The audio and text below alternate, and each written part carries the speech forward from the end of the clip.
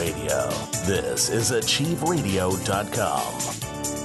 Follow us on Twitter at twitter.com/achieveradio. Sometimes your body not feel so fine, head hanging low most of the time. Got that meat sack not doing good, head hanging low, don't feel like you should.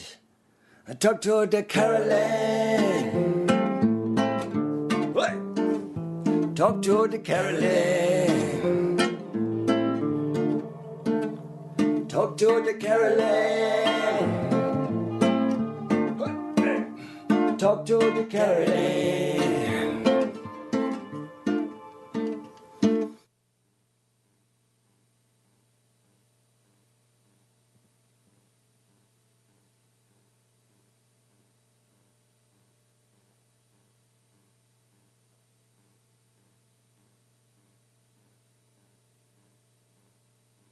Here in the United States and those who are listening around the world.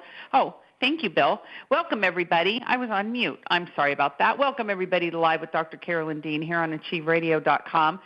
Welcome to those who are here in the United States listening live and those who are listening around the world, like our good friend Susan in New Zealand, and then also welcome to the ones who are going to be listening all the rest of the week as people download the archives by the thousands as they are wont to do, and those who listen to our podcasts and they're in their phones right now with their little earphones running around. Maybe they're even at work listening, keeping themselves inspired, awake, and aware about the power of the body and its ability to be, do, and have and create anything if we give it just some basic building blocks and some nutrients.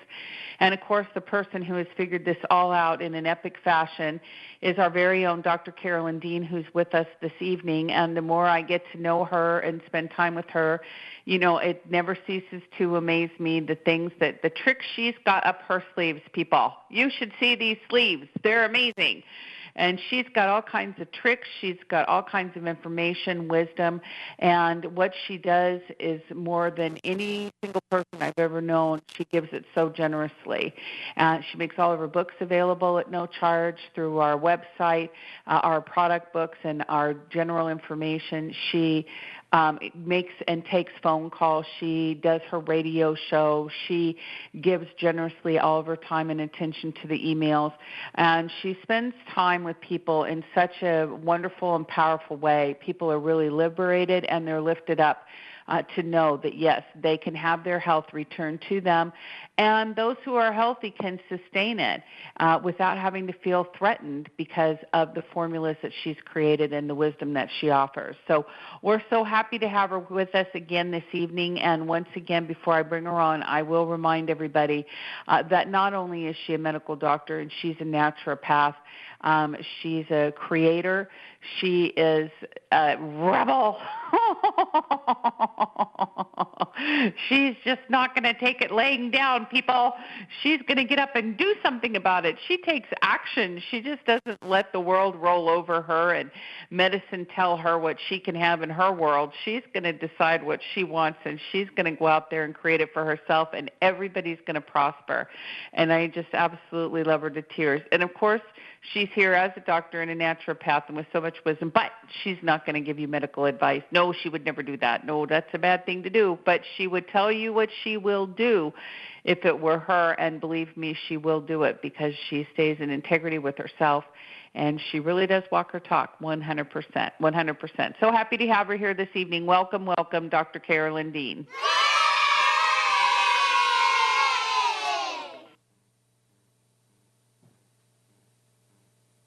Okay, wait, hold on. We're having a little bit of a thingy going on here this evening. Let's see. Where is she? Are you there? I'm here. I definitely heard that bloop. Thank you. Yes, I'm in Ginny's house, and we are mixing up the technology tonight to be with you. I'm on a cell phone that I don't usually use. I'm having a fabulous time. Ginny is the most fabulous host and an associate and friend that you could ever want. And we're just having a great time visiting our manufacturing plants, hung out at the warehouse today. It's fabulous. So I'm really enjoying myself. And I did have time to look into some topics that have become important for a lot of people. And Ginny did do a blog today about inflammation. We'll get to that. But I thought I'd start with questions we've been receiving, over the years, actually, about iron.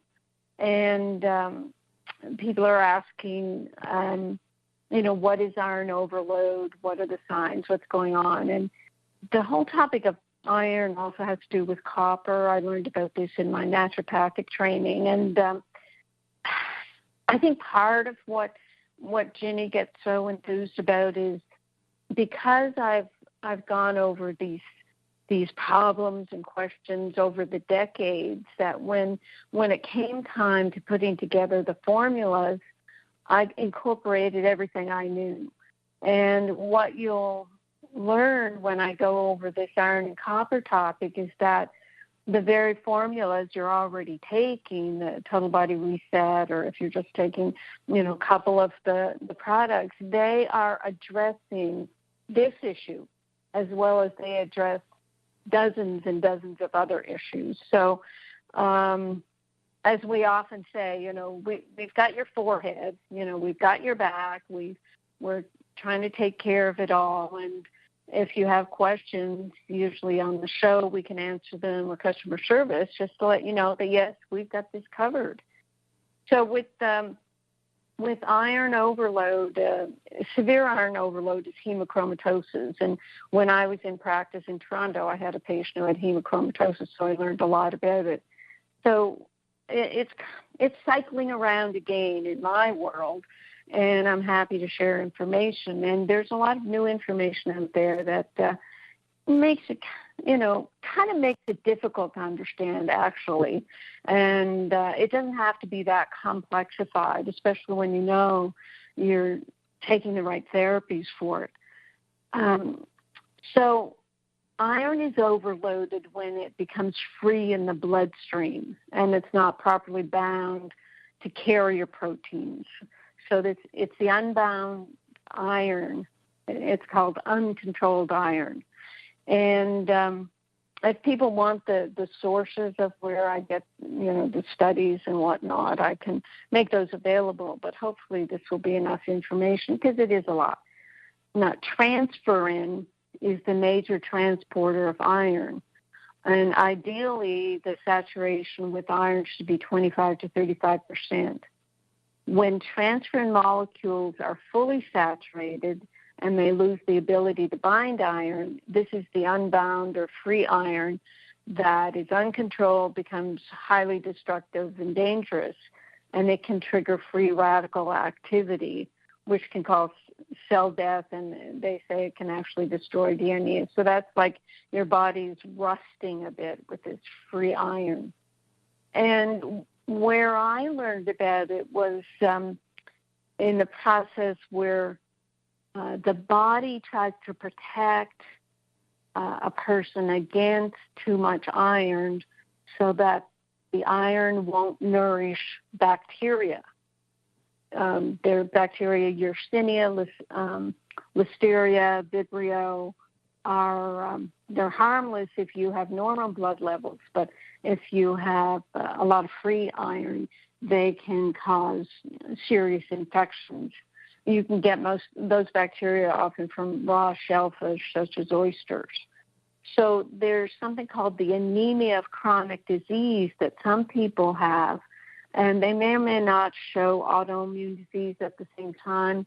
I learned about the anemia of chronic disease when I studied rheumatoid arthritis. So rheumatoid arthritic people often have anemia, but it's to protect them from feeding bacteria. So what doctors who don't understand when they see a low iron and maybe a high ferritin, so iron is the mineral that goes into the hemoglobin to help make the blood molecules, and the ferritin is where the iron is stored until you need it. Well, if your body says you don't want to have all that iron going around, you better push it away, you better store it away. So your ferritin will be high and your iron will be low, and the doctor, well, gosh, what's going on? We better give this person more iron, whereas the body is trying to protect you. Now, I'm not saying this should go on and on and on where you became so anemic just to protect you from the bacteria. That's where we work with the total body reset to heal the underlying problem that's causing the body to react. So just to summarize, iron will be low, but ferritin will be high to store the iron out of reach of the bacteria. So jumping back now to the iron being bound with transferrin to transport it through the body, there's even a backup mechanism for that. And that backup mechanism is ceruloplasmin. And ceruloplasmin is actually an iron enzyme. Iron in the sense that it's called, ferrooxidase. And that means it's the molecule has an iron in it. So the iron in its structure is where the iron can be stored and carried. In this ceruloplasmin, its main job, however, is to carry copper. And iron needs copper to reach the brain and other parts of the body. And the iron needs the ceruloplasmin to keep iron from being toxic if it's bumped out of the transferrin. To me, this is, it's very interesting information. It pulls everything together, and it gets even more interesting. So part of the problem with iron overload, the free iron in the blood, ferritin excess, is the ways that this ceruloplasmin can be depleted, which means it's not available to bind up that extra free iron. So the body builds up free iron and gets iron excess symptoms as the iron becomes oxidized. So what diminishes ceruloplasmin? Vitamin D. It can deplete it, but the ceruloplasmin requires vitamin A for production. So you need some D, you need some A, and that's why I recommend blue ice or oil to get food-based vitamin A, vitamin D, and vitamin K2. Number 2, stress depletes ceruloplasmin, and that's why I recommend REMAG to decrease these stress reactions in the body that lead to chemical changes where the iron builds up. And I want to take a look at the stress pathways because I haven't really talked about that much.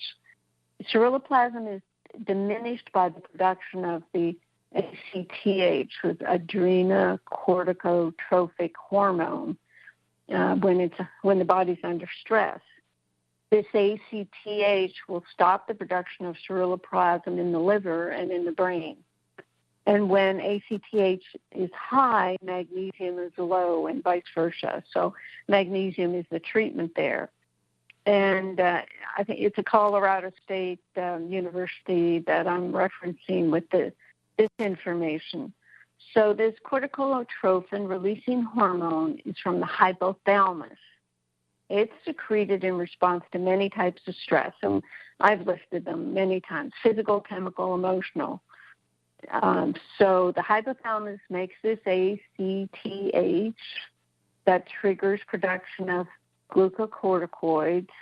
They're the body's natural anti-inflammatories and immunosuppressants. Synthetic cortisol is hydrocortisone, and people are given that to totally suppress their inflammation, and it backlashes on them. Cortisol is involved in the functioning of proper glucose metabolism, regulation of blood pressure, insulin release for blood sugar maintenance, and for balancing the inflammatory response. So that's why stress helps create diabetes, high blood pressure, and autoimmune disease. Just stress alone. And that's why REMAG is so important to dampen all these stress reactions in the body. The body itself is supposed to shut off the production of cortisol when a certain level is reached. But if you don't have magnesium, that feedback loop is overcome, and you keep producing cortisol. And what happens then is you're directing sugars into your belly as the belly fat, the stressed belly fat.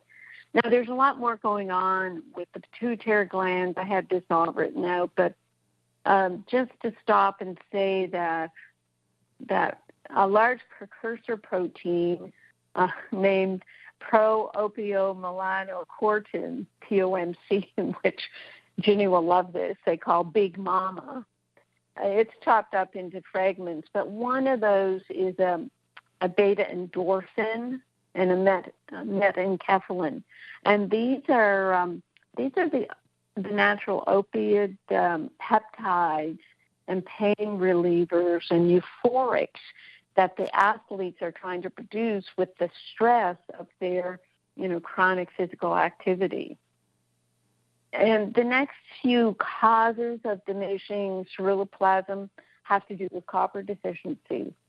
And my treatment is having the bioavailable copper in remite in the correct proportion,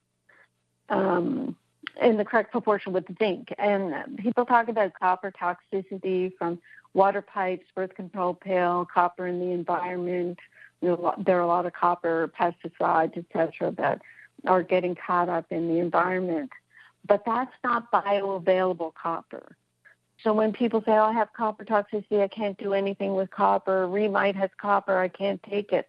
Well, that really is different, because the proportion of copper in there is only 300 micrograms, but it's bioavailable, which means it will go into and it will do its work.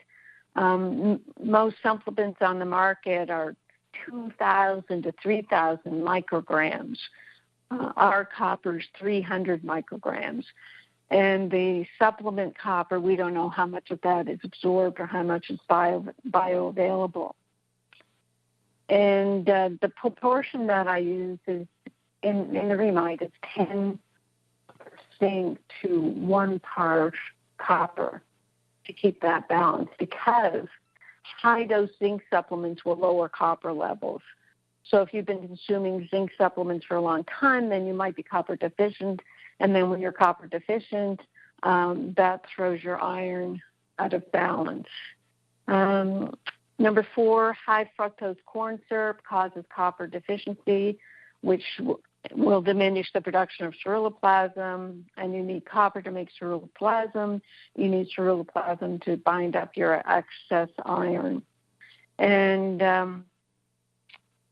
the Weston A. Price website has a very good article on, I think it's titled The Double Danger of High Fructose Corn Syrup. And I've mentioned many times before the pediatric endocrinologist, Dr. Robert Lustig, Lustig, has a great YouTube called The Sugar, The Bitter Truth, and there's over 7 million views on that. Now, I want to say this as well about high fructose corn syrup. The U.S. Department of Agriculture has investigated the harmful effects of dietary sugar on rats. They discovered that when male rats are fed a diet deficient in copper with sucrose as the carbohydrate, they develop severe pathologies of vital organs. Liver, heart, testicles exhibit extreme swelling,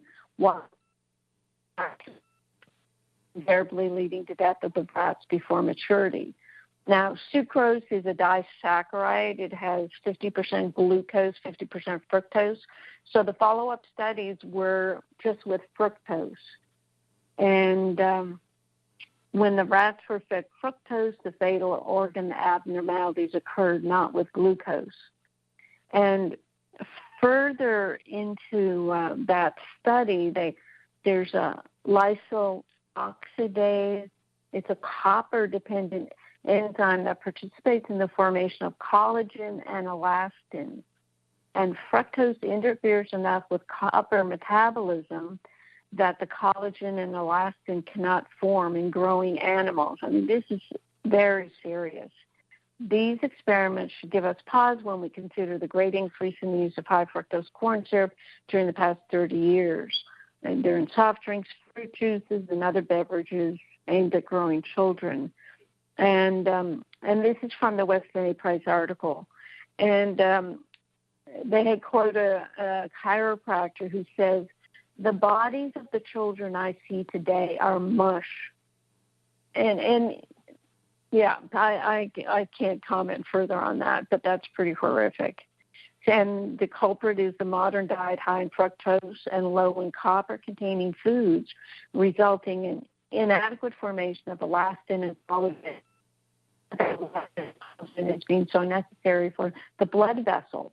And that's why some people say, well, you know, copper deficiency can result in high blood pressure and rupture. Yeah, copper deficiency will make your blood vessels lose elasticity and rupture more easily.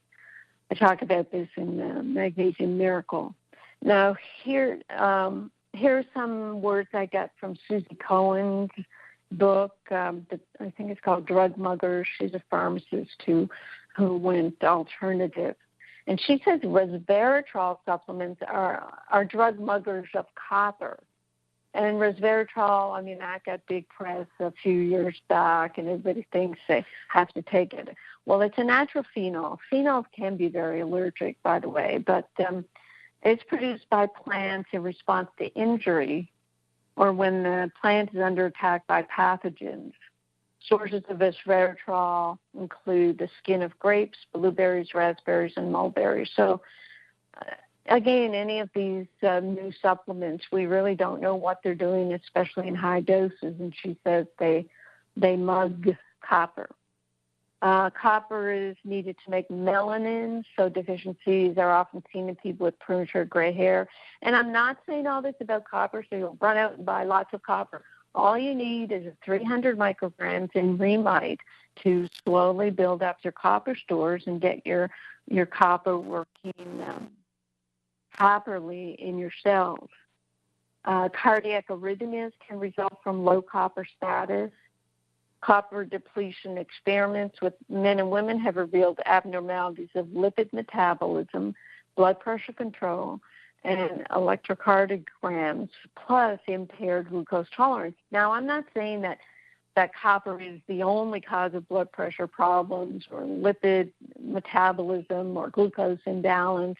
It's part of the picture, and we've got you covered. Here's something important.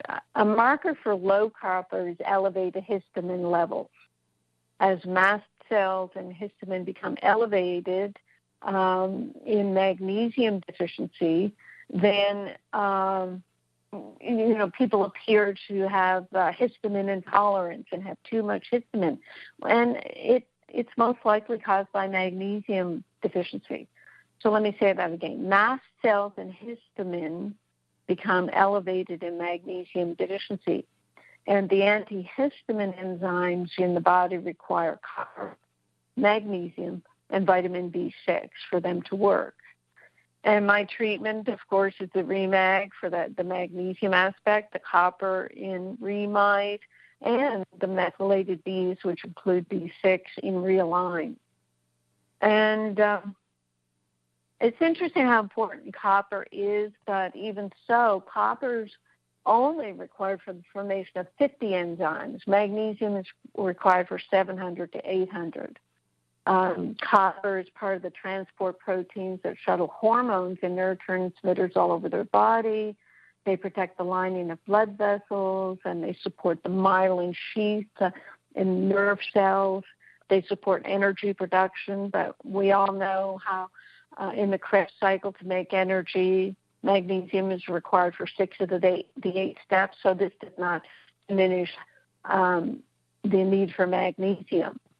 Copper, 2 major enzymes in the body. One is superoxide dismutase, and the other is diamine oxidase.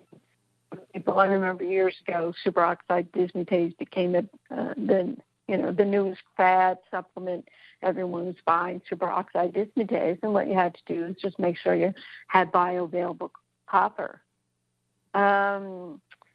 If you have iron deficiency anemia that doesn't respond to iron supplementation and your ferritin remains suppressed, you may be copper deficient. So you can have low iron, low ferritin.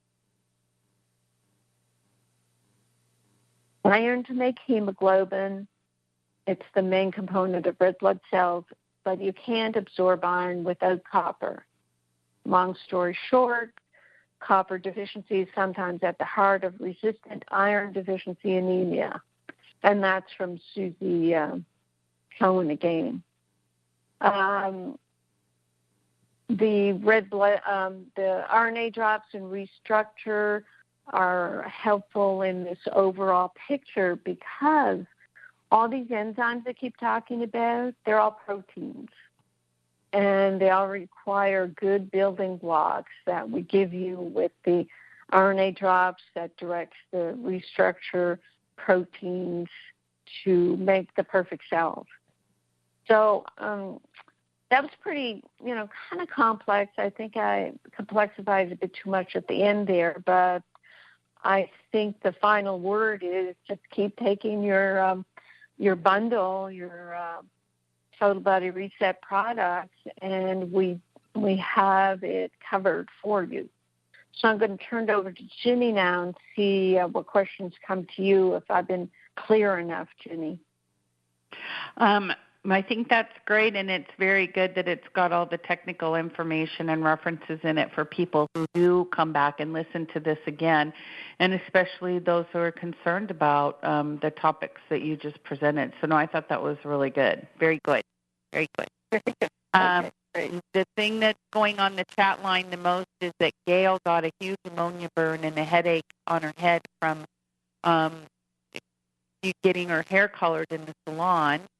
But everybody has jumped in and it made all kinds of recommendations and adjustments. So now I think Gail is completely healed. Oh, great. all the gals are using a certain kind of nature tint or something hair coloring, and it's all natural and this and that. So I think she's going to be all right. And it's perfectly fine to put. Go ahead, Carolyn. Yeah, what you do for an ammonia burn is you put clay on your head. You hold the bentonite clay on your scalp. You try to pull out the toxins with clay.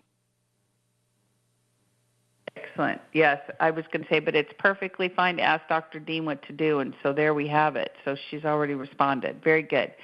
Bentonite clay, yep, heal your head. Excellent. And she's got a headache from it, but I guess we're also, because she started out kind of saying, what can I do to get rid of this headache, that in the chemical reaction to the hair color. I think that just letting it pass, drinking a lot of water, flushing your system, adding the Remag, right, are those kind of pretty standard? Mm-hmm. Oh, the Realign, too, that would help detox it through the liver. But the direct, because it is burning on the scalp, it's like, a burn. It's a sunburn on your scalp. So the bentonite will really, really help soothe that out. Very good. Excellent. All right, Live with Dr. Carolyn Dean. We're just getting started this evening. We're going to touch on our blog, and then Carolyn will probably want to say some words about the visit to one of our manufacturers and how inspiring that was. And so we shall keep going. Carolyn, back to you. Very good. Yes, Ginny put out a blog on inflammation. We cover this every once in a while. I guess I started to get excited about it again because I'm writing a little book on PCOS, polycystic ovarian syndrome, and that's another inflammatory condition. And when I went through the book, my Magnesium Miracle 2017 edition, I told Ginny it was like 30 pages, but it's more like 10 pages of cut and paste of all the words that I put in the book about chronic inflammation. And just the highlights, you'll get the book soon enough, but the highlights are that it's chronic inflammation, not cholesterol, that's the cause of heart disease. And, that has to sink in. You really have to realize that this cholesterol is a big major myth. But when it comes to inflammation, you got to know that there's no drug treatment for inflammation. So the doctors are not going to be able to come up with anything for you. So this is where magnesium, as the biggest anti-inflammatory in the body, is going to help out. Inflammation, Ginny actually did some of this cutting and pasting too, where I say chronic low-grade inflammation sustained by excessive belly fat, a poor diet, including processed foods and sugars, and magnesium deficiency, lack of exercise, smoking, gum disease may explain why lifestyle-related diseases have reached epidemic proportions in Western countries while remaining relatively scarce in the developing world. So, yeah, we're doing it to ourselves. So if we can do it to ourselves, we can undo it. That's all. And also within that blog, Carolyn, there's that article that we came across that our good friend John sent us about the most recent study that does show once again that magnesium is being clinically proven to be effective for inflammation. So in other words, clinicians are going to be able to start considering it as a treatment. Now, of course, Dr. Dean's already known that for a bunch of forevers, and we're already using it that way, but sometimes people need that additional boost, just to know that, okay, they've studied it in a lab and, all the people have agreed, yes, magnesium does calm down and, deal with inflammation. And what they're saying now, the big day in the sky, is that most every single disease is inflammation-based, right? Yeah, that's right. That's hard for people to understand, but when they start looking at the mechanisms, there's another study, Andrea Rosenoff, who's a friend, and she's written The Magnesium Factor, and her 2012 paper concludes that cellular magnesium deficit, perhaps involving TRPM6/7 channels. Now, this is what doctors want to see. They want to see, precisely what's going on. And they continue. It elicits calcium-activated inflammatory cascades independent of injury or pathogens. So that means calcium is the activator of inflammation. And then refining the magnesium requirements and understanding how magnesium status and rising calcium to magnesium ratios influence the incidence of diabetes, metabolic syndrome, osteoporosis, and other inflammation-related disorders are research priorities. So we're getting there. Enough words are being said, but and as Ginny said, doctors may start looking at magnesium, but unfortunately, they're probably going to recommend magnesium oxide. It is 4% absorbed. People will get diarrhea after a couple of days, and they'll say, "Oh, I guess I'm saturated," and then that's it. That they're done with magnesium. Whereas what we've been proven.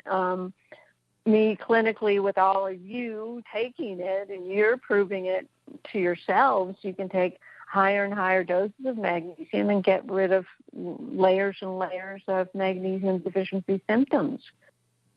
So we're mentioning diabetes, metabolic syndrome, osteoporosis, Alzheimer's is a neuroinflammation, arthritis is definitely an inflammation, rheumatoid arthritis, gout, fibromyalgia, any type of back pain, neck pain, they're all inflammation. Parkinson's disease, the sports injuries that all these athletes suffer, and after a time they can't play anymore because they're just so inflamed. Temporomandibular joint syndrome. And calcium is at the basis of it. We've got a question in the mailbag, someone asking, should they take the 1,200 milligrams of calcium their doctor recommended, and is it going to make them worse? And it possibly is. So there's the calcium inflammation that some of the very, senior old doctors from the 1920s said that aging is calcification. And if you can't keep your calcium in solution in the bloodstream, then it's going to precipitate in the wrong places. Neuralgia is the nerve inflammation, and we have incredibly horrible stories from people with the stabbing, shocking, burning, tingling, irritated pains, and they're put on drugs like Neurontin, and then they have to wean off the Neurontin and painkillers in order to get their health back by treating the original magnesium deficiency problem with magnesium. So yes, there's a lot here. The heart disease is an inflammatory condition. They're talking a lot about following C-reactive protein in people to follow their heart, and that's just an inflammatory marker. I could go on and on and on. I seem to be going on and on. Even obesity. Obesity is an inflammatory condition, and I'm going to be. I have that section in a weight loss book that I'm throwing together, and even the cancers now. They are doing more and more studies on the inflammatory cancers and how magnesium may be helpful. But, I'm not saying that magnesium is a cancer treatment. I just think it helps people keep away from the inflammation and irritation that can irritate new cells and create what doctors think is a cancer.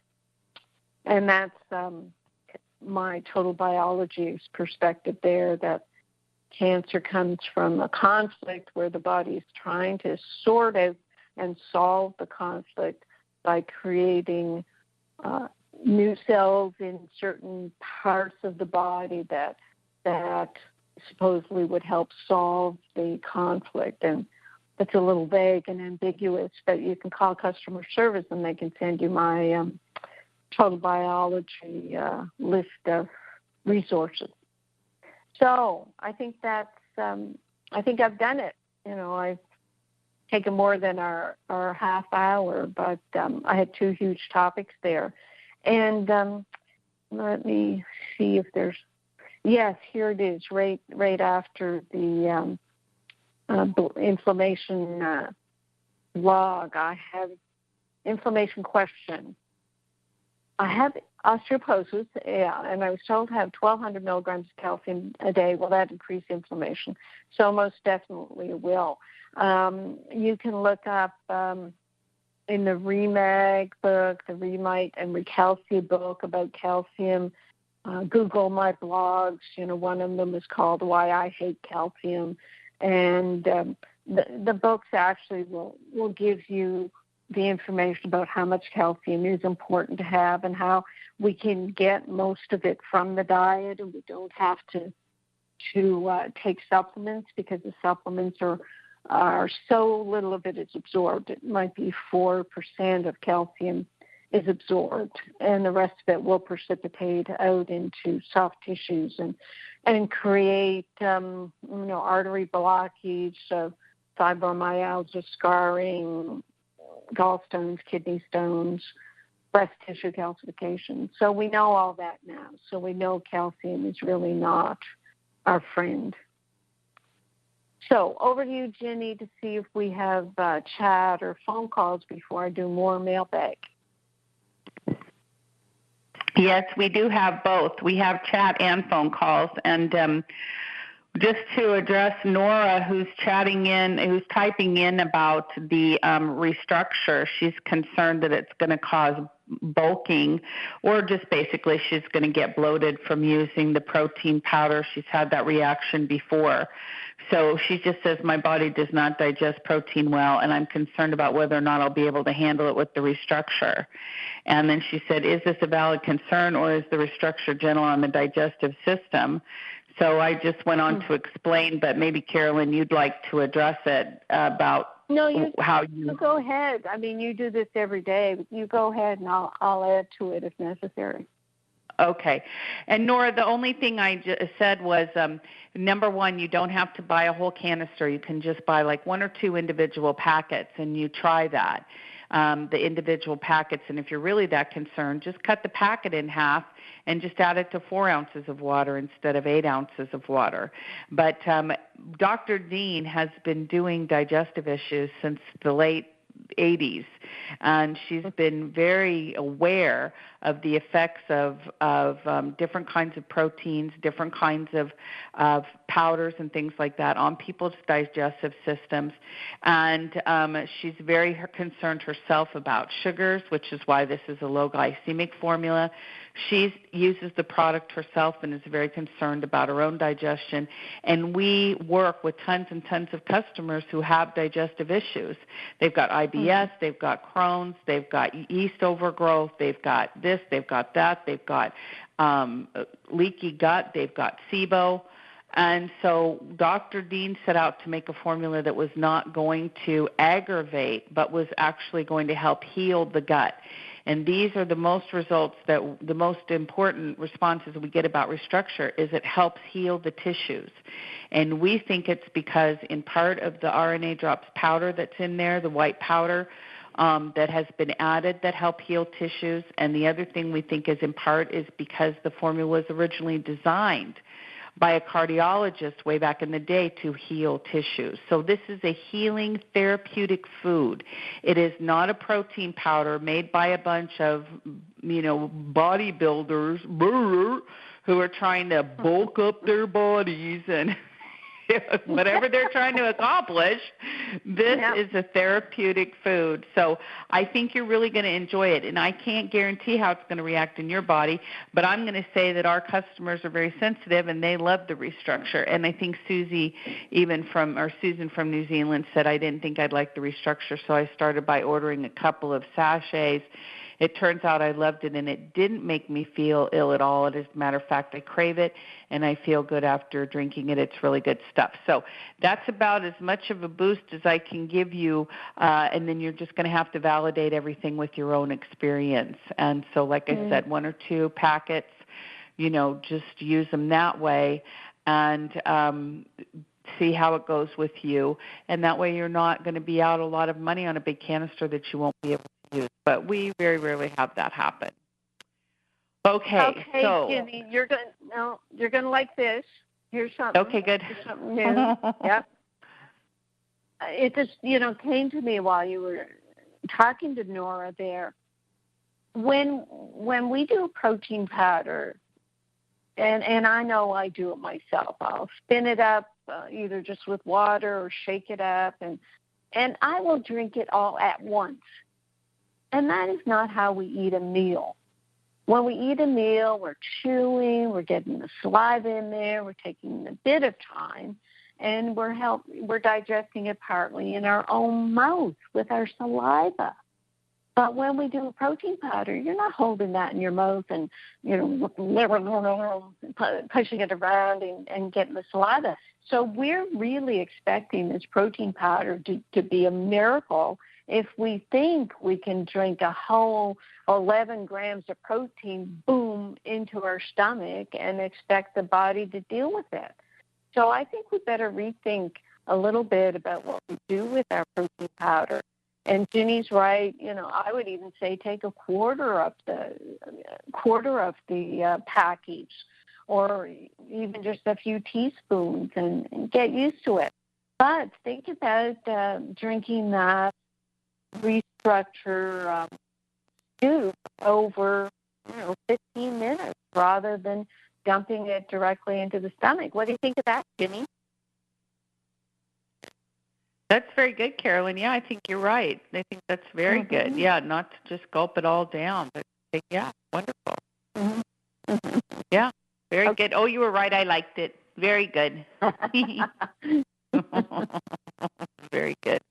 All right, Nora, you're welcome. Okay, and Tea Tree, who wants to know about too much iron in the system, you're going to have to get the archive and go way back to the top of the hour because Dr. Dean laid it out in a half-hour segment. So you'll want to go back through and listen to that. Okay, now, we do have callers, Carolyn, so let's get to some of our callers. And let me just tell you that if you're on the phone or listening to the radio show and you want to talk to Dr. Dean tonight, which I highly recommend it, people, you're going to want to call 602-666-6027. That's 602-666-6027. And then one by one, as you raise your hand, I put you on the phone with Dr. Dean. And in order to raise your hand here in the studio, you've got to hit *5 on your keypad. *5 will raise your hand and let me know you have a question or comment. And if I say there are no callers and you're raising your hand, it's because I really don't see you or the technology's not working. Just go to the chat line and type in, "Hey, Ginny, I'm on the phone," and I will find you and get you on because I know how important it is to talk to Dr. Dean sometimes. Okay, so let's start out in the great state of New York, area code 315. You're on the line with Dr. Dean this evening. If you could give us your name and then state your question or comment. Yes, hi, this is Karen. And I have called before, so I just want to put a disclaimer out there. I just recently read your ebook on thyroid issues.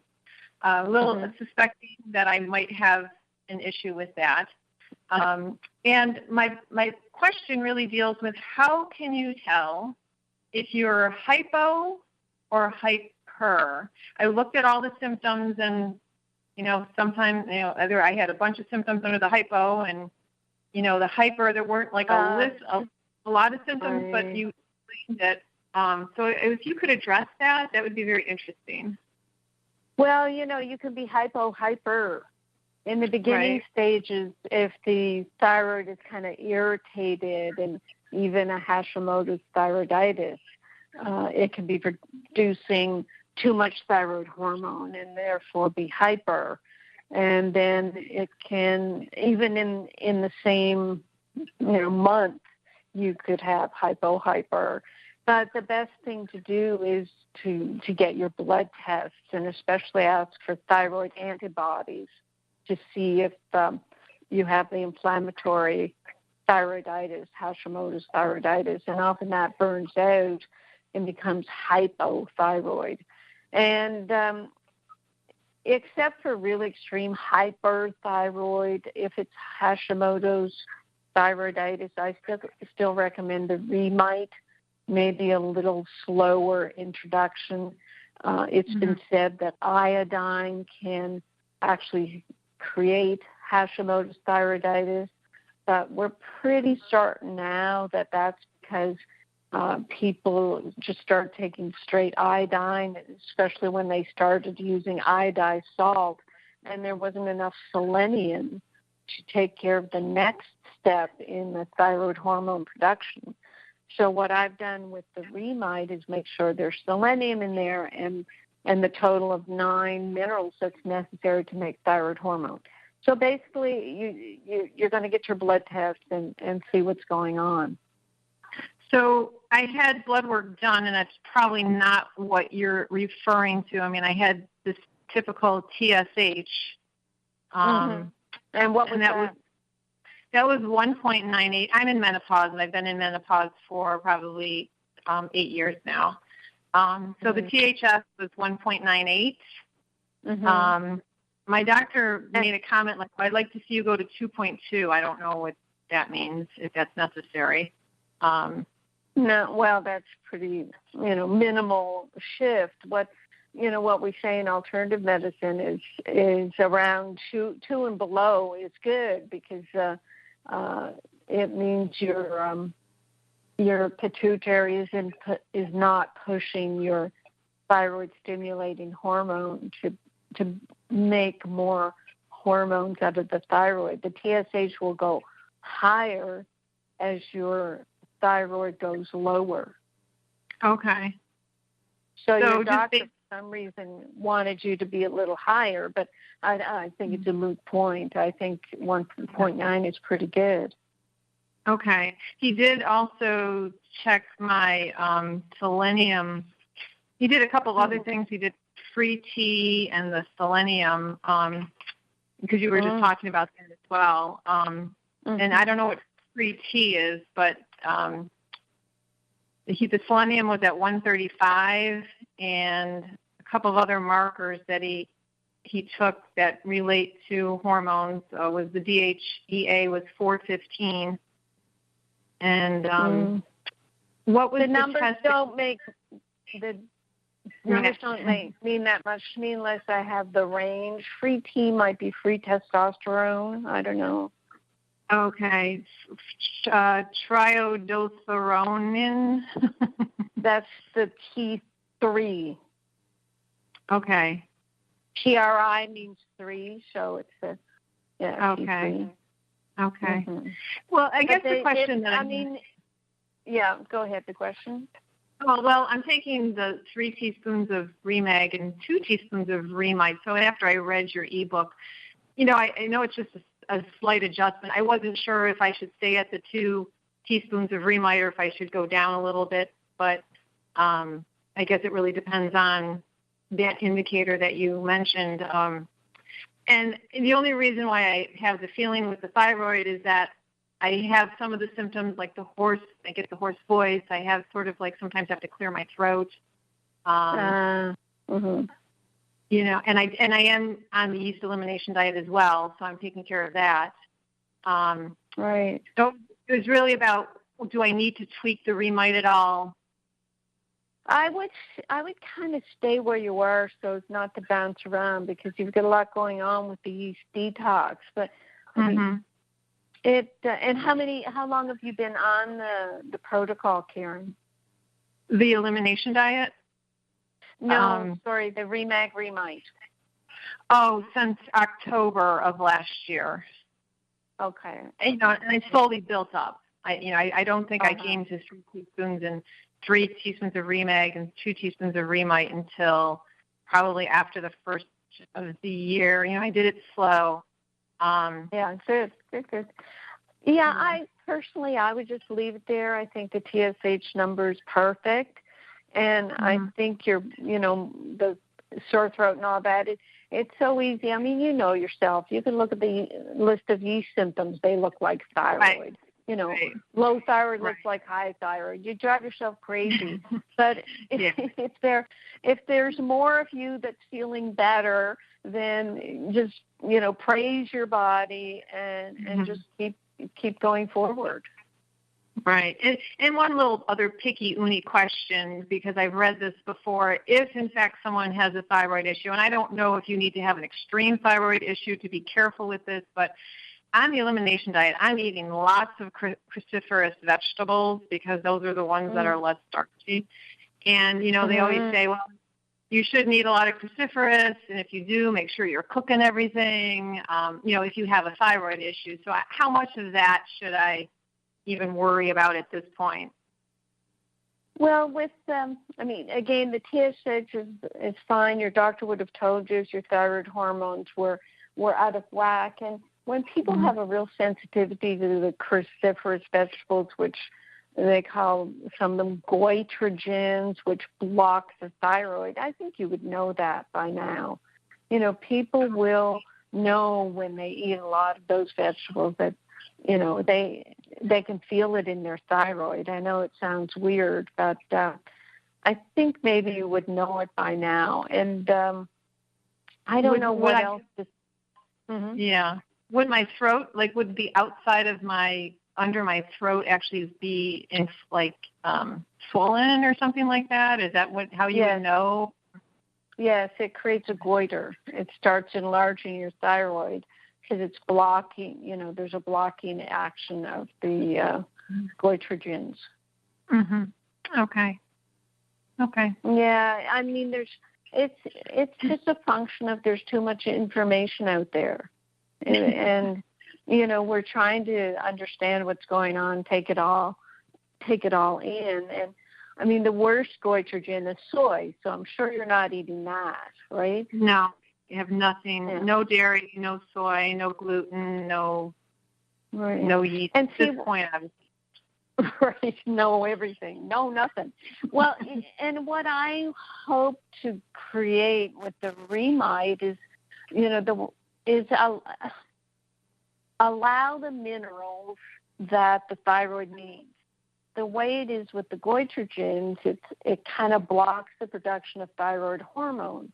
But what we're doing with the Remite is prompting the production of thyroid hormone. So, I would just think that we're giving the minerals that God nature provided. I mean, these foods are excellent foods, and why now they've become the bad guys is because maybe they still have their goitrogens, but they don't have their minerals that the thyroid needs. You see what I mean? Mm-hmm.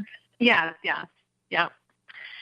One other quick question, and this just kind of goes into am I taking in too much minerals and iodine beyond what I'm taking with the Remite and Remake? Because I do take an algae supplement, and it's been described to me before, like that's like eating food. It's like you're eating food and whatever nutrients are in the food.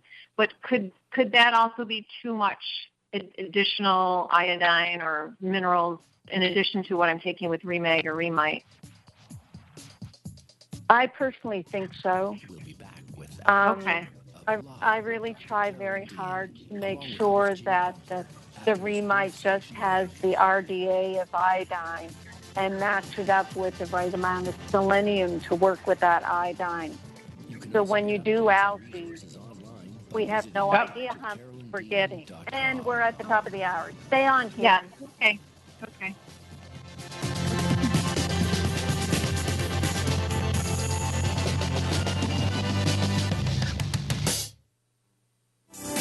Psychic radio, holistic radio, spiritual radio. This is achieveradio.com. Follow us on Twitter at twitter.com/achieveradio. I went to the hospital like 2 months ago or so, and they're trying to draw blood, and they couldn't, and they pulled all the phlebotomists and all the nurses on the floor. They just couldn't draw blood. And they tried on my feet.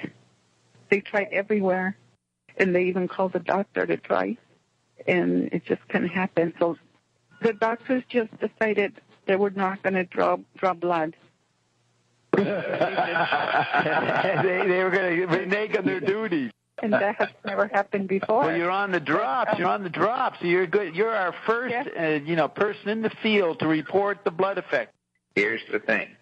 They will be able to draw blood. The blood that they draw will be different. Now, just like the Nina, the Pinta, and the Santa Maria, the Indians could not see those ships because they had never seen those ships before. Typically what's going to start happening is they won't see the blood. Even so, the blood is very different. It's a different shade, a different texture. It's a different, it would be like comparing talcum powder to ink. It's not the same. You wouldn't even mix them up. Well, the new blood, you won't be able to recognize it all from regular, what you call little man blood. And so this is the first level. achieveradio.com. Sometimes your body not feel so fine, head hanging low most of the time. Got that meat sack, not doing good. Head hanging low, don't feel like you should. I talk to the Carolyn. What? Talk to the Carolyn. Talk to the Carolyn. Talk to the Carolyn.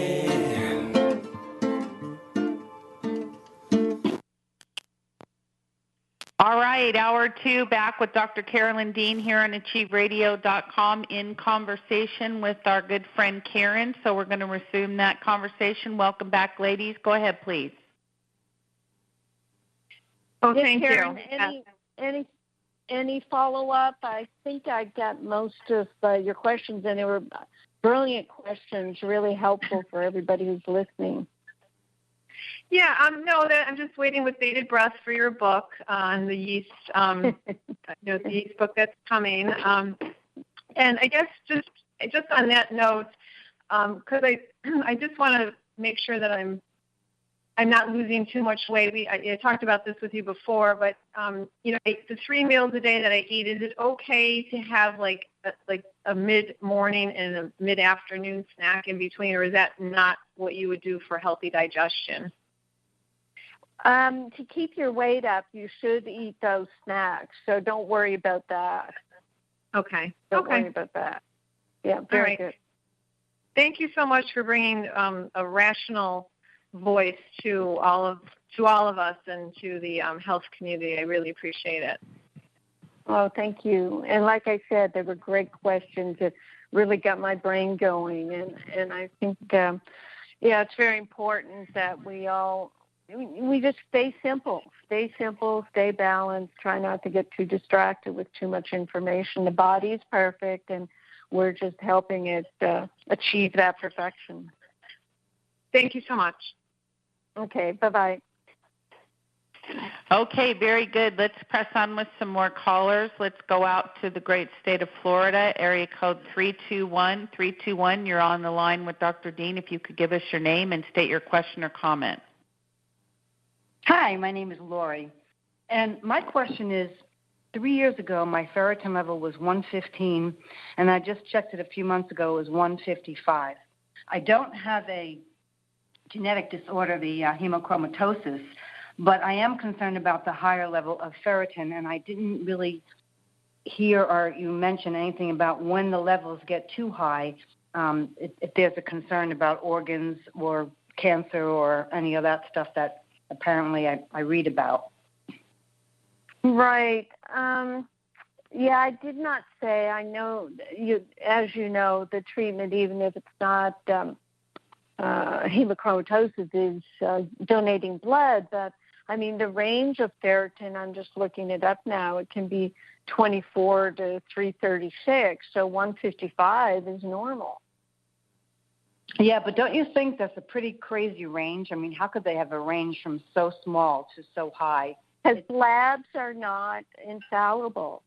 We cannot, I really stress a lot of the time, Lori, that we can't, place our very life force in the hands of lab technicians and labs that they have a 15% error rate.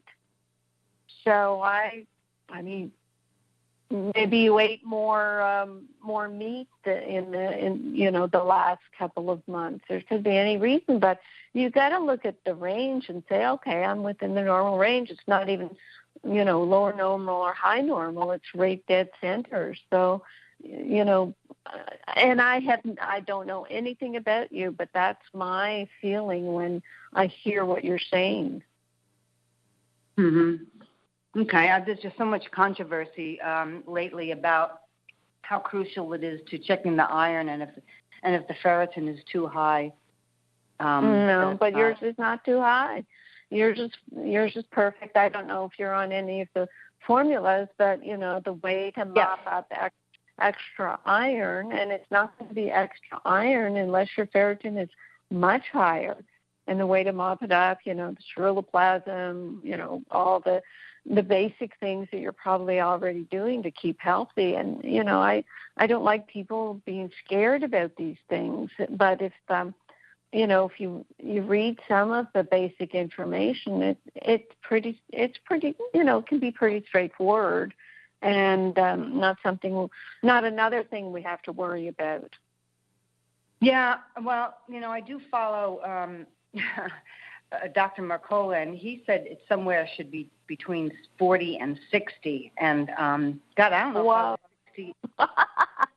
Really? Oh, God. Yeah. I see. Yeah. No. Yeah, what happens with a lot of these health directives is they'll take one little issue out of kind of out of context and maybe have a couple of studies that show this and that. But I mean, your whole body has to be taken in context. And if you're living an 80% wonderful, perfect life, then a little bit of extra, ferritin is not going to do you in. See what I mean? Yeah.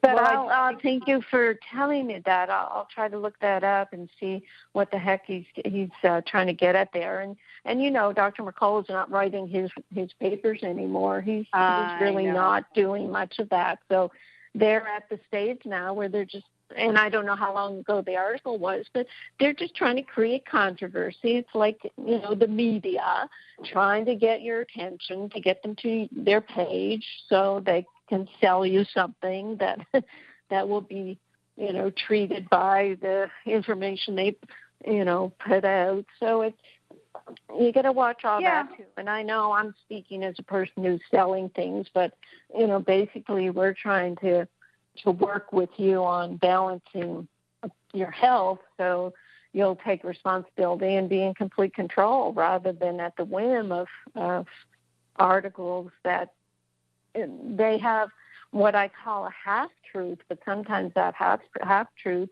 comes across as being, as very misdirecting. Yeah, you can Google it and you'll see. So thank you very much for that. And the vitamin D, you're not a big, gigantic fan of taking high levels of vitamin D. Is that correct? Because I do take your magnesium and might and realign. And the vitamin D, you've probably heard even tonight, Lori, I said we use the blue ice royal so that it's a food-based fermented cod liver oil with A, D, and K, because A is needed for ceruloplasm, but, we've been avoiding A. So in the big doses of D, they will strip your body of magnesium in order to metabolize that D. Ah, that's what was missing. Okay, I didn't realize that. Great. Well, great. All right, well, I'm going to... Okay. Well, thanks for the information. I mean, I need to know all these things, what people are saying. Right. Oh, yeah. Yeah, and I'm online now. The ideal range of serum ferritin is 40 to 60. That's crazy. It's really, I mean, when you Google Mayo Clinic or whatever, I mean, we've got to look at it in balance. They're saying whatever 40 to 300 and something. So that's very interesting. I'll have to read this article. Yeah, it is interesting. Thank you so much. I appreciate it. Okay, thank you for calling in. Bye-bye. Bye-bye, Lori. Bye. All right, very good. Excellent. Mm-hmm. Live with Dr. Carolyn Dean here on achieveradio.com. Let's go to area code 347. 347, you're on the line with Dr. Dean. If you could give us your name and then state your question or comment. Go ahead. Hi, greetings and namaste. My name is Kafunya, and I'm calling. Kafunya? Yes, and I am so happy to be listening and calling Dr. Carolyn Dean. And you too, Jenny. I'm just amazed that I got through. So I just wanted to give my accolades to you first before I go into my questioning. Okay. All, yes, take a deep breath. You're fine. You're among friends. The worst is over. Okay. Last weekend, I had to go into the emergency room because I had a pounding headache, which turned out to be a sinusitis, an infection of the sinuses. Mm-hmm. And what happened is that it forced my blood pressure to go way too high. Mm-hmm. But then after I did some deep breathing and everything like that, it went down, but not all the way down. It rested, I think, at about like 1 55 over, let's say, 87. Mm-hmm. And so, I took the antibiotics that they gave me, but I also took some kombucha to counterbalance the what do you call it? The antibiotics. The killing off. Do you know the name of what you took? Oh yeah, I have it right here. It's amoxicillin and CLAVULANATE.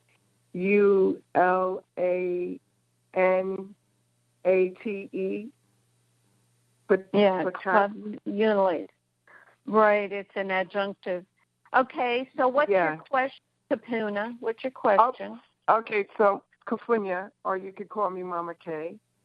Then this past Saturday, I had an episode of severe burning in my left hand, traveling up to my right arm and to my back, and I had to go back into the emergency room again because I didn't know what was going on. And I felt my heart, pounding really, really hard. And they had me overnight for observation, and everything came back normal. They did a CT scan, and they did my blood work, and I got my RBC result back, which I am low in magnesium, but I am taking the Remag, the Realign, and the Remite. And they wanted to give me blood pressure medication, and my spirit just said, no, I'm not going to do that. I'm not going to take a diuretic to bring the blood pressure down because it's not really getting to the root of the cause. And I know that it can. So what's the cause? What's the cause of all this? I don't know, Dr. Dean. Well, let me tell you. How old are you? How old are you, Kapunya? I'm going to be 60. Okay. So why did you get the sinusitis? I don't know where that came from. Are you living in New York, 347? Are you New York? Yeah, I'm living in New Jersey, Jersey City. New Jersey. Well, the humidity, whatever, people get sinusitis, and this is where someone you really have to have my health encyclopedia.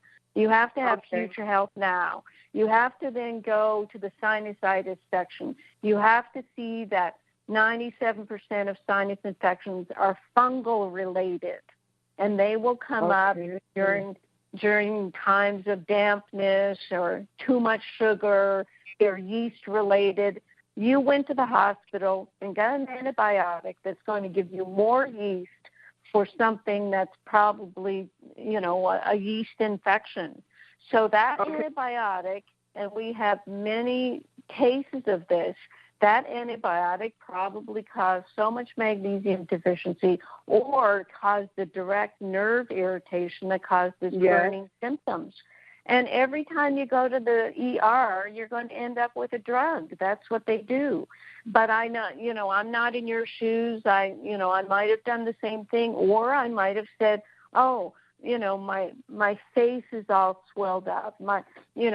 If you look up the different conditions in my Future Health Now encyclopedia, if you bend forward and try to touch your toes and your head's pound, that's sinusitis. Okay. And then what do you do for that? You do a neti pot. You flush water through your sinuses, or you just take sesame oil on your little finger and put it in your nostril and sniff that to lubricate the sinus area so that you'll drain. There's so many natural things you can do, but what you end up doing, you go to the ER, you get scared to death by these doctors. Your blood pressure was just fear. You did not have a blood pressure problem. You had fear. You go back in with the burning and your heart's pounding. That's fear. They spend hundreds of thousands of dollars testing people in unnecessarily for what? It just makes them feel like they're they're in charge and they can do all these tests and, we'll tell you what's wrong. And they don't have a clue. They don't. And then they want to give you blood pressure medication for fear of them. I'm not taking it, though. I'm not going to do it. I'm going to continue with my Remag, my Realign, and my Remite, which I just got. And with your antibiotics, the kombucha, that'll help some good bacteria, but, you really might, especially since it might have given you these burning symptoms. I mean, we have people, Sandy, for one, who she had antibiotic poisoning, and, that's what's going to happen to people who, are sensitive, their body doesn't need the drug, then the body will try to get rid of it. And in the process, it can do some damage. But anyway, get the Prescript Assist. We have that actually in our store now, the Prescript Assist, so you can get that from us. And okay. Yeah, that's the good antibiotic, the good bacteria to antidote the antibiotic. And then at Amazon, get my Future Health Now encyclopedia. Okay. I think it's only $11, and it's 600 pages of information, so that when any of you feel a symptom coming on, try not to run to the ER. Look it up. I didn't want to, but, since my body is, I know my body, I don't take drugs, I don't smoke, I don't drink. I'm a little bit overweight, which I'm doing something about that. You know what I mean? And I just didn't know what it was, so I said, you know what, tonight I'm going to call in. But if you get the health, I know what you did, and it's fear-based because you don't have the information, and my show wasn't on. So what you do is you get the book and you look through and you see, if I ever get a headache, then I'll look here. You have to have this information at your fingertips so you don't have to operate out of fear and run to the doctors who will only give you drugs. And that's part of what's upsetting to you because you don't want to be there. But you don't want to, you want to make sure. And if you say to them, look, I just want to make sure I'm not, I don't have anything horrible. And if I don't, then I'm going to leave. But they'll just scare people because they want to think they're doing something. Right. Well, Dr. Dean, I really love everything that you're doing. I listen to the archives, and, I just think you're a beautiful human being on the planet, really wanting to help us take control. And I said to myself this morning, I am taking control. I am not going to take any blood pressure medication at all. I'm not going to do it because I know it's not getting to the root cause of what is going on. So I thank you very much. I will continue to listen. And Jeannie, thank you very, very much. You're very knowledgeable as well. And I will keep on, taking the Remag and the Remite. I could take it together, right? I could take those two together? Absolutely. Okay. And thank you for calling in. It's very instructive and very helpful for everybody, for me to, really give you the what for and tell you what you should have done, and other people will learn from it. So it's wonderful that you called in. Appreciate it. Okay. Thank you so much. Keep up the great work. And let us know when you're coming on the East Coast. Oh, okay. Okay. Well, I'm on the East Coast now at the warehouse in North Carolina, but that's as far as I'm going to go. Okay. Thank you. Okay. Thanks. Okay. Thank you, Capunia. Bye-bye. Bye-bye. Okay, very good. We'll take another phone call and then see how everything's going. Thank you for Susan in New Zealand for talking to Nora here on the chat line. That's wonderful. Linda, the encyclopedia that Dr. Dean mentioned is the Future Health Now Encyclopedia, Future Health Now Encyclopedia. It is 600 pages. It's absolutely incredible. We do use it in customer service quite a bit as reference when people are asking for a protocol for different things we'll kind of cut and paste out of that reference. And most of it, all of it, has been updated to include the complete formulas and this kind of thing, and really, really good information. Future Health Now Encyclopedia, you get it from Amazon, like Dr. Dean says. I think it's $11. It's a steal, Lord.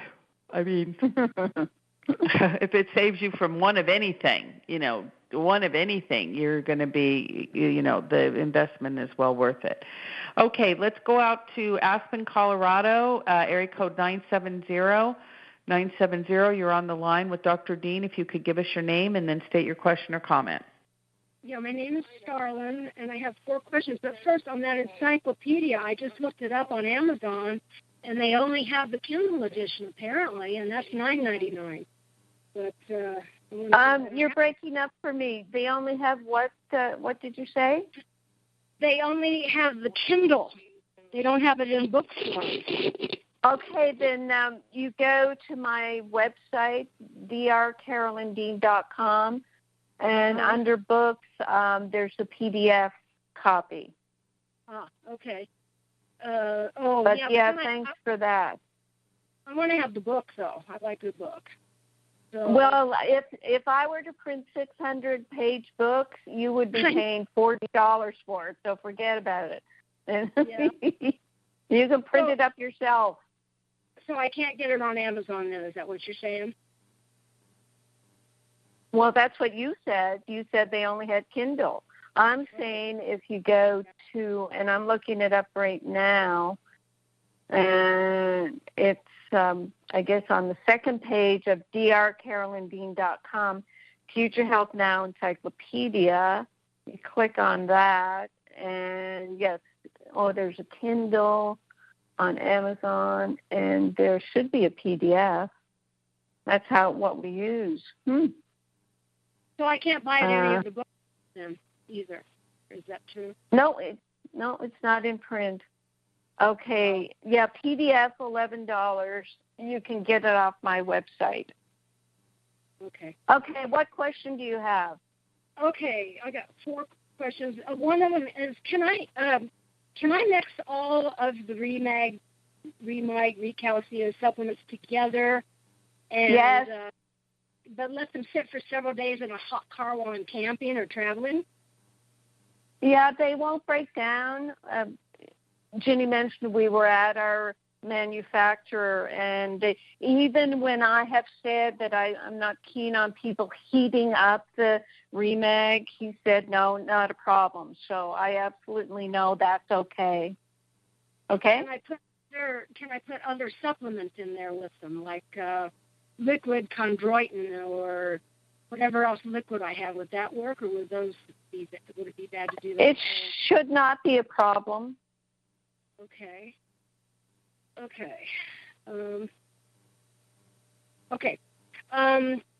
And would there be any limitation to how many days I could let it sit? Like, could I make a whole week's supply at one time? Yes.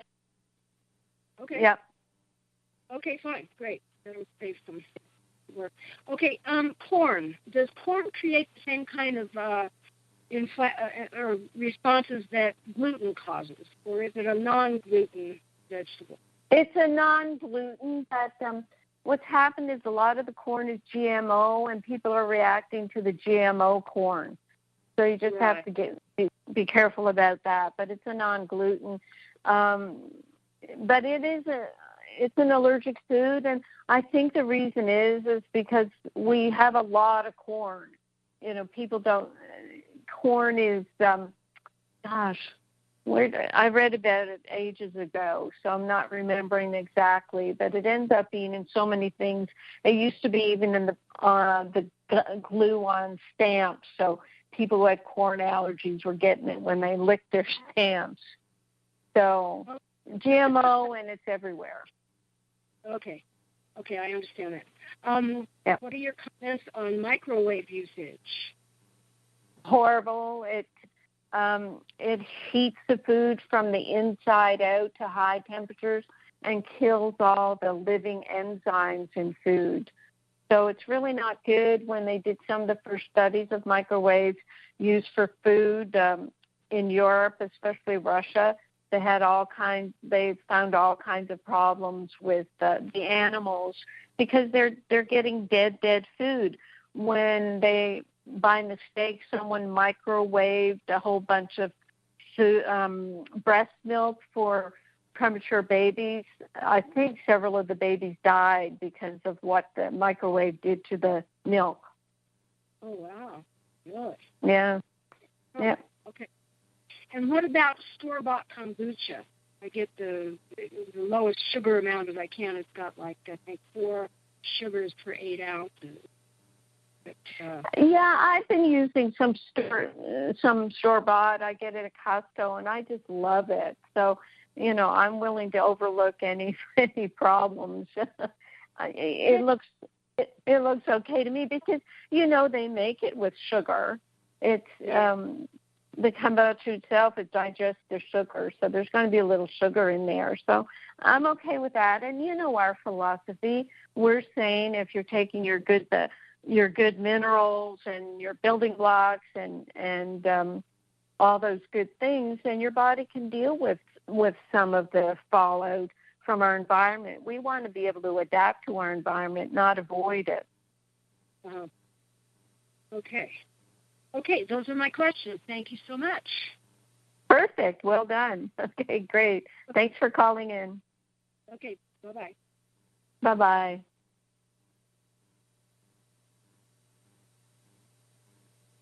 And over to Ginny, who's multitasking on the chat line. Live with Dr. Carolyn Dean. Here we are. And also, you guys listen, we're about half hour before the wrapping up at the top of the show. So if you want to talk to Dr. Dean, now is the time to call. 602-666-6027 is the number to call. That's on the Achieve Radio website. That's 602-666-6027.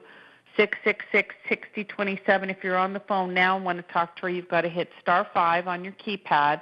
*5 is going to raise your hand and let me know you have a question or comment, and I'll put you on the line with her.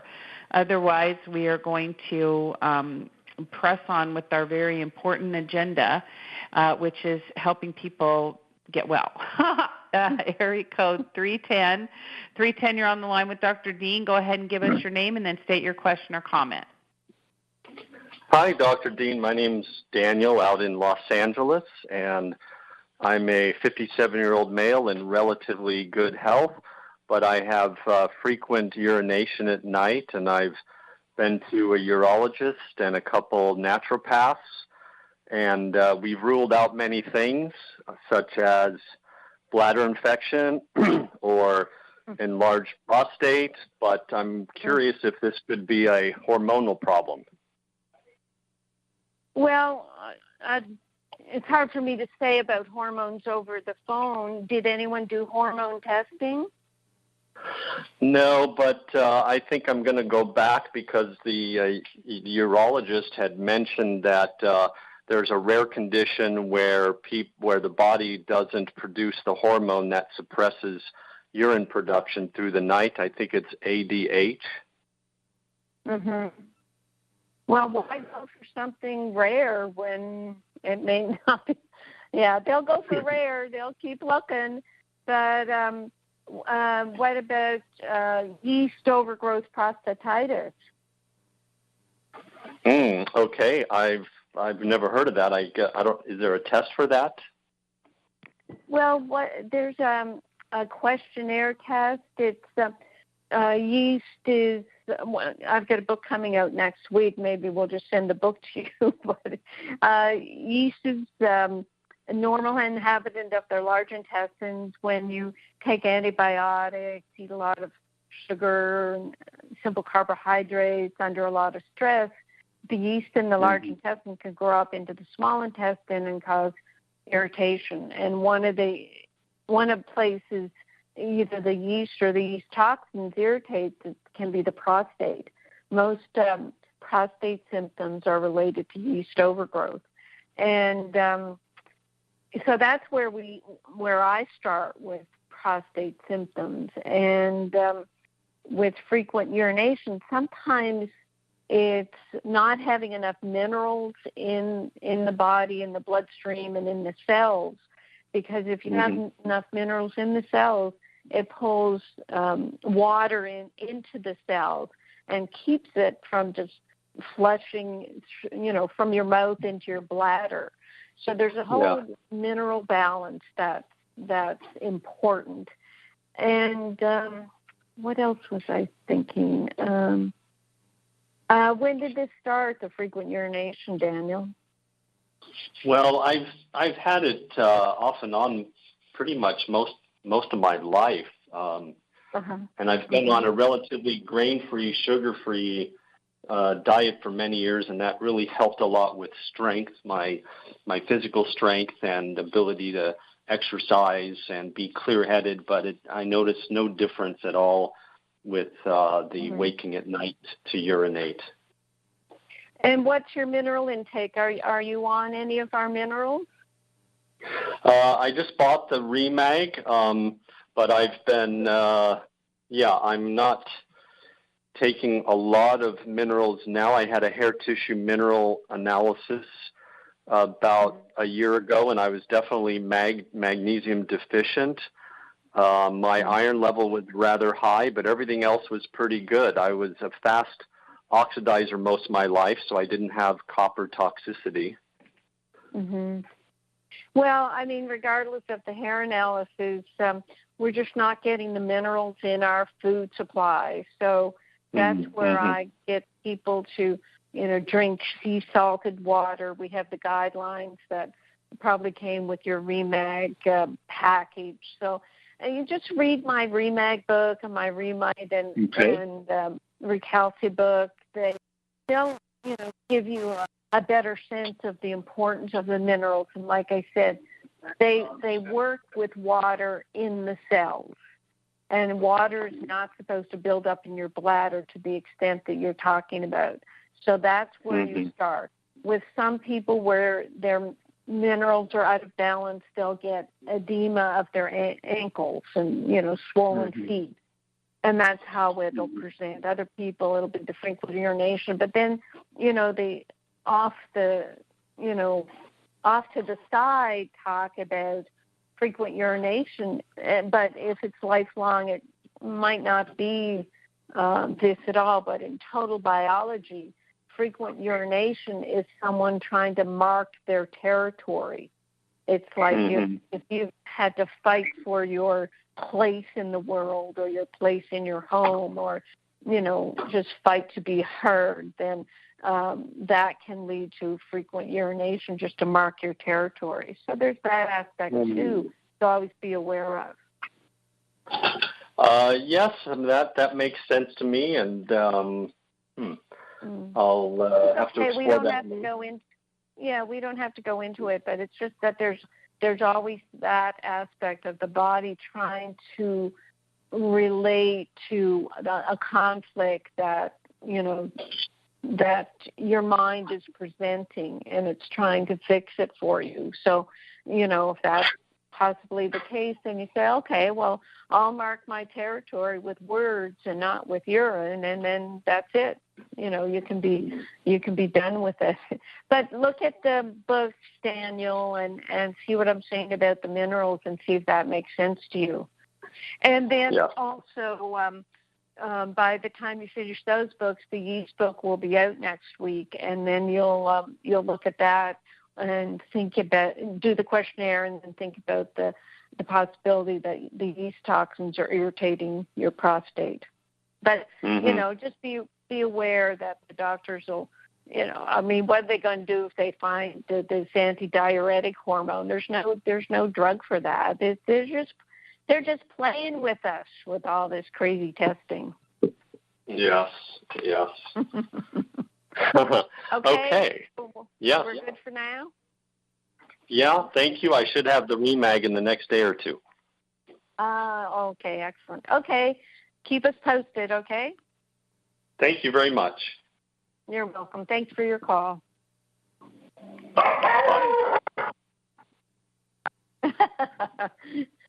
The dogs are acting up. They are acting up. Lord. Okay, welcome back, everybody. Yes, we're back. Okay, very good. Am I back? Excellent. You're back. You're okay, back excellent. Without doggy background. They're the most adorable dogs, though. Please don't beat them. Please don't beat them. Okay, so let's go back to the chat line here, and I just want to pick up a comment that somebody said here on the chat line, Carolyn. One thing that they said was sleep apnea can cause frequent nighttime urination. What do you say to that? It's not sleep apnea magnesium deficiency related? It is.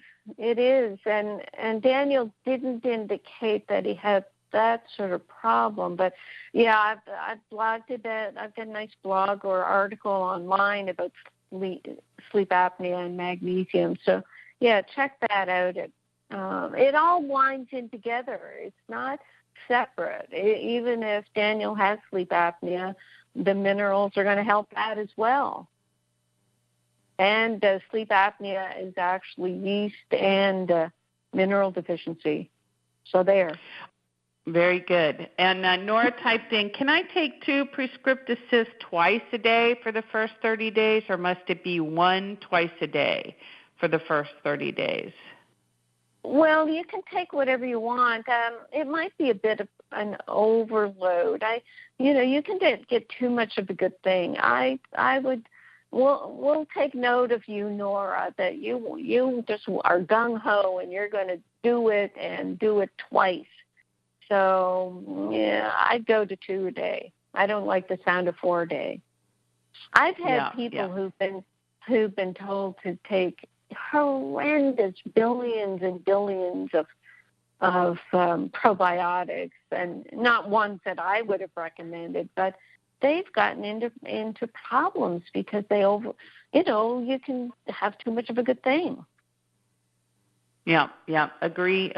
And, the main thing is what, the manufacturer, the people who are making it have the protocol for a specific reason. So, kind of try to stick with that before you start experimenting. So, very good. Mm-hmm. All righty. Joyce in Elkhorn, Wisconsin wrote in, is the broadcast available as a rebroadcast for those who didn't get it at the beginning? And the answer is yes, and yes. And you can get it several places. You can get it right here at achieveradio.com, where you just go to Dr. Dean's page, and as a matter of fact, it's already uploaded. That's how efficient our producer Bill is. He's already got the first hour reposted. And then you can also get it at our blog at blog.rnareset.com, and that will be posted there as well. So absolutely, you can listen to it again and again. Okay, Carolyn, let's see where we're at. Any callers, *5 if you want to talk to Dr. Dean. For those who are holding on the line, 602-666-6027. But we've had some great callers tonight. Oh, here's somebody coming in. Let's go to area code 815, Joliet, Illinois. You're on the line with Dr. Dean. If you could give us your name and then state your question or comment. Yeah, this is Paulette. And I have a positive update. My mom is 89, and I finally convinced her to go ahead and start all the products. This morning she calls me and says, I'm out. She lives in Colorado. I live in Illinois, so I'll be calling this evening to get her more. But she says she feels so much better. She has AFib. Oh. Previously, you would always hear about how she's constipated. She has GERD. I haven't heard her talk about bowel movements in almost a month and a half. Wonderful. I'm sure that's a blessing. Yeah, that's a blessing. And just a comment about somebody who was earlier talking about ferritin. My own doctor wanted mine to be 125. I don't remember why she thought that was good, but it always runs around 60, and I'm happy with that. Yeah. But the question I have... it is. There's no standardization of this whole business right now, so everybody is kind of very frustrated. Yeah, go ahead, Lynn. Paulette, my question is I've been taking it for EMAG, Remite, and some Recalcia because I don't do much dairy, and all my joints hurt, my muscles are hurting more, and I just downloaded the encyclopedia, and immediately it took me to the article. I clicked on it. You might be getting too much magnesium or something. Could that possibly be why I need to back off a little bit? I'm taking 2.5 teaspoons of the Remag and 1.25 of the Remite. Any more than that, it still gives me diarrhea. It's hard to say, but, usually it's not too much Remag, because if there is a bit too much Remag, you'll get the loose bowel movements first. Right. I would think bowel movements, and then I was constipated for about a week. I backed off calcium, thinking maybe it was the calcium that created the problem with constipation. Right. Well, how long have you been at the product, Paulette? About 2.5 months. Right. You're still in the beginning stages in our terms, so it is going to be a matter of you adjusting and balancing, because even in the beginning like that, if the muscles start hurting, maybe you need a little more magnesium, but just go slowly. It's and I don't have any more leg cramps for 45 minutes in the middle of the night. Well, that's wonderful. And you know what my doctor told me to do with the leg cramps in the middle of the night? Take more calcium. Oh my gosh! Yeah. I'll be educated about magnesium as well. All right. Well, you're breaking up a lot. I always tell when I cheat on the Hashimoto's diet, because he'll notice. He says it never looks swollen. You've broken up so much in the last sentence. Oh, I'm sorry. Yeah. Did you have a follow-up question? Because our lines are messed up with you here.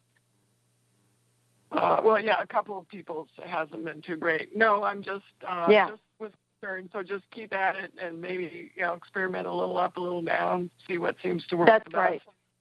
Exactly. And right. You always call into customer service and ask them if they have any suggestions. But just keep in touch with us about it. Okay. All righty. Thank you. All right. Okay. Thanks, Paulette. Bye-bye. Okay, very good. Area code 303, Colorado. You're on the line with Dr. Dean. If you could state your name and then give us your question or comment.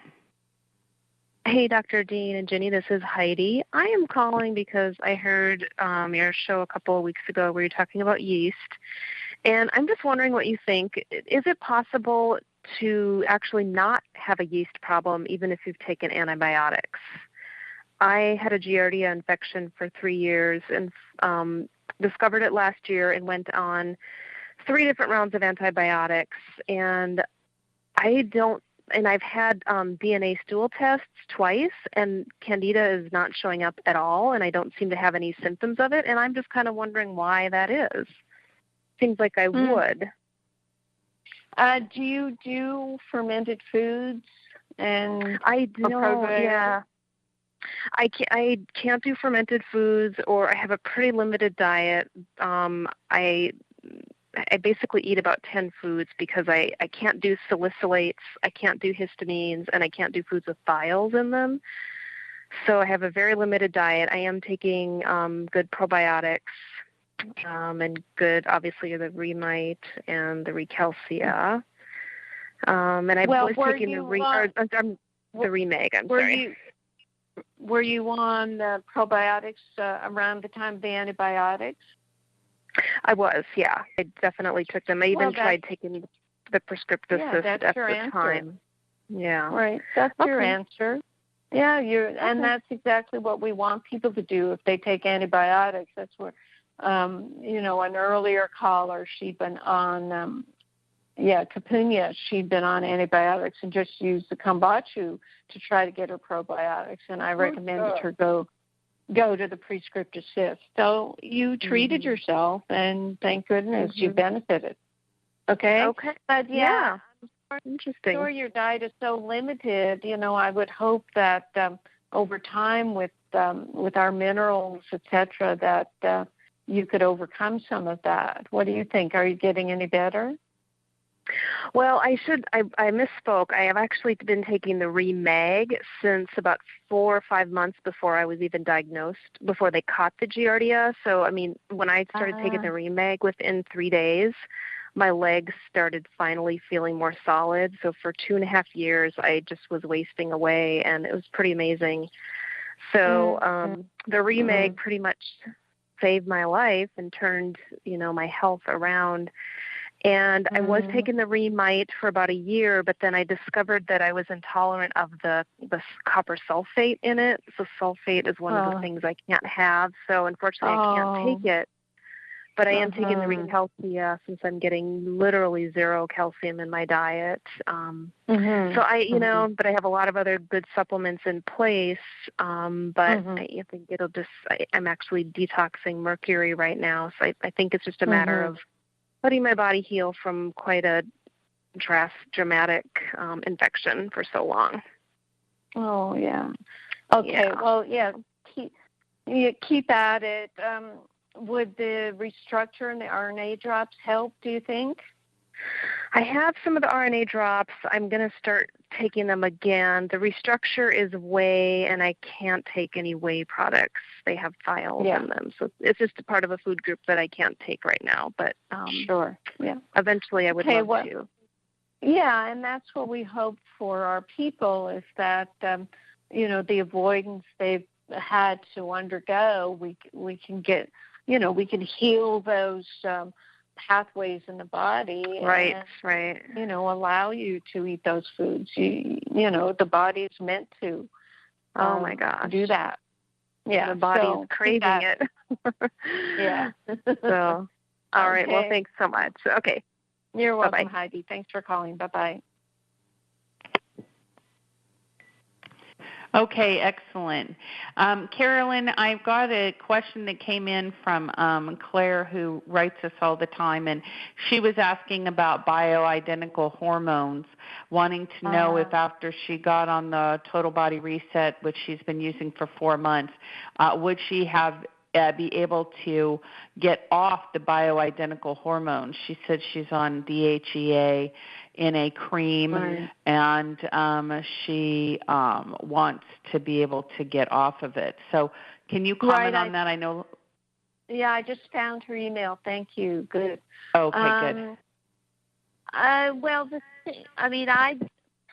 use a little bioidentical, but what I always thought about DHEA, Claire, is that you should only use it for 2 or 3 months at a time. I really don't recommend it to be used all the time because it is a precursor for all kinds of hormones, and we don't know what it's going to do down the road. How, what's it pumping up? What's it doing specifically? So I don't like the sound of DHEA, but and the estrogen and progesterone creams, I recommend them in menopausal women for vaginal cream to help with vaginal atrophy. Bioidenticals, I think, can be mostly used for hot flashes and vaginal atrophy, not to just be young, because what makes us young is more of the building blocks and the the Realign. Our products are very anti-aging, and what Claire's saying, she started the bioidenticals after her total body meltdown, because there was a time a few years ago when all the alternative medicine doctors were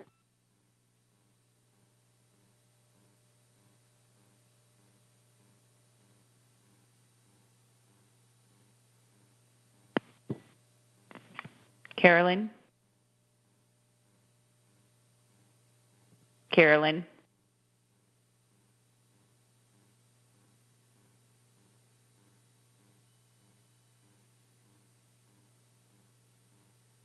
Hello? Okay, everybody, I think Dr. Dean dropped off, but she's going to come back. So I will just talk for a minute. I wanted to just say to Joyce, who typed in on the chat line, doctor recommended Osteoprime Ultra, which has both calcium and magnesium in the same tablets. I thought they needed to be taken at different times. It's not necessary that they would be taken at different times, but they should only be taken in a 1-to-1 ratio, Joyce.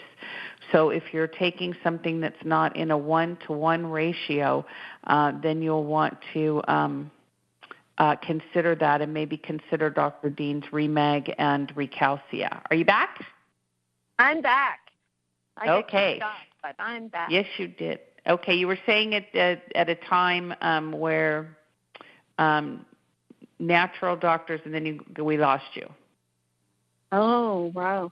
Yes, the bioidenticals were really promoted a lot, maybe 10 years ago. A real big push on it, and not so much anymore because they've turned into, looking at genetics and all the rest of it. So, try to do as low dose as you can of estrogen, progesterone, leave off the DHEA, and yes, as you do the total body reset, the body seems to be making it, more of its own estrogen. Magnesium can help with that, and the Remag. So, yes, you should be able to lower your doses. So there.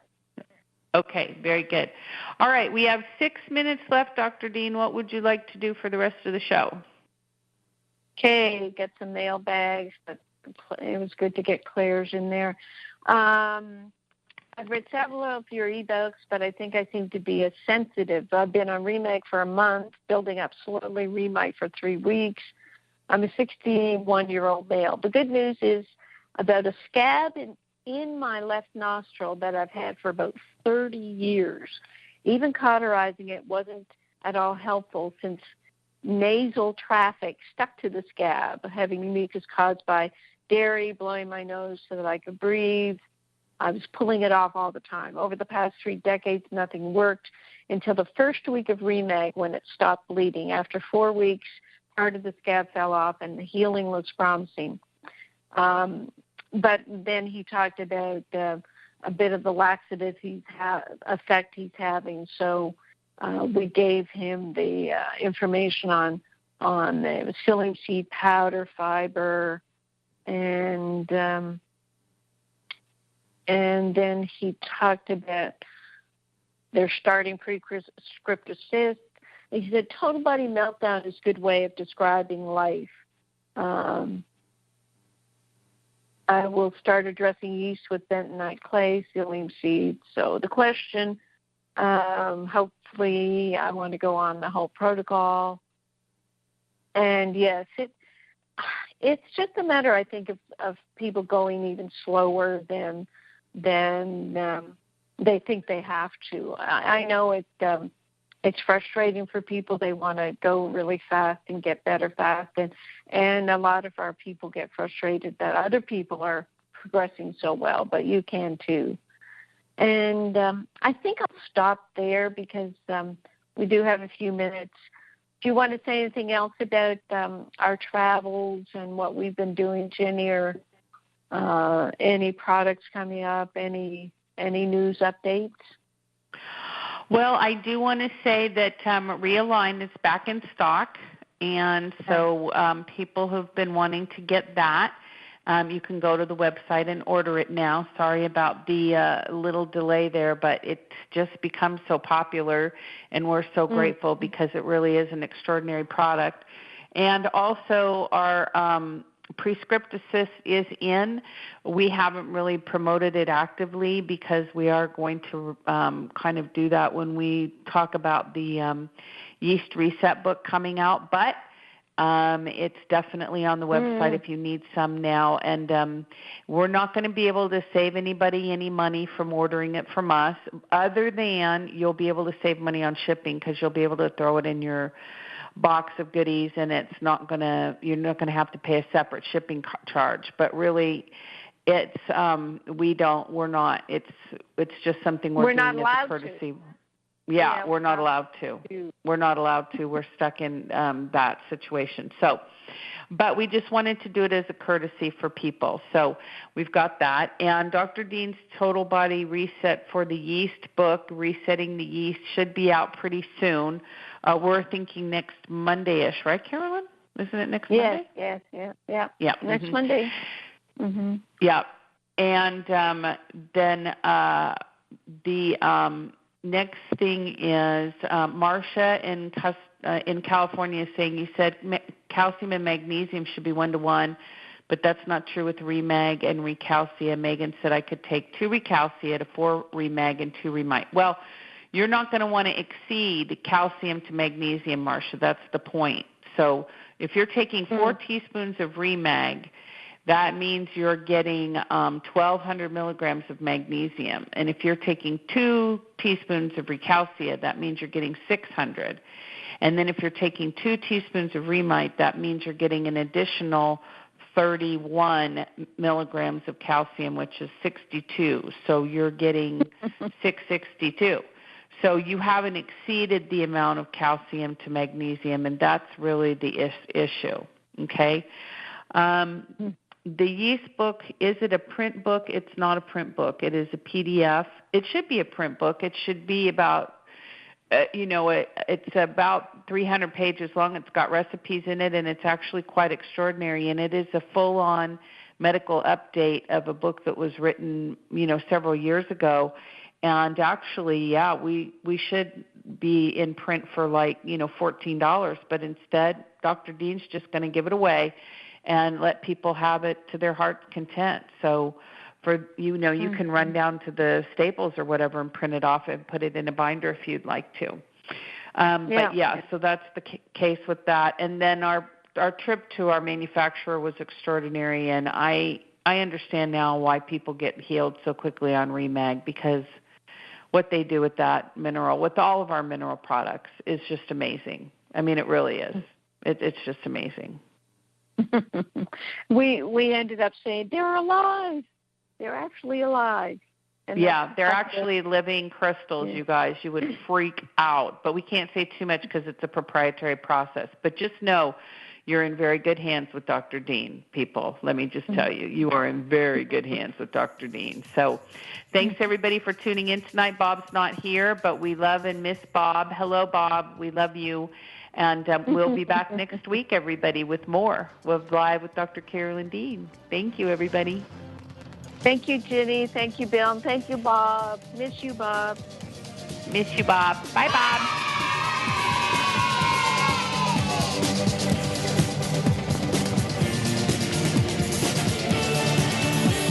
You've been listening to Live with Dr. Carolyn Dean here on AchieveRadio.com. Till next time, so long, and thanks for all the fish. AchieveRadio.com. Well, it's marvelous, you see, as coming into your knowingness of the power that you actually have. As human beings, you can be, do, or have anything.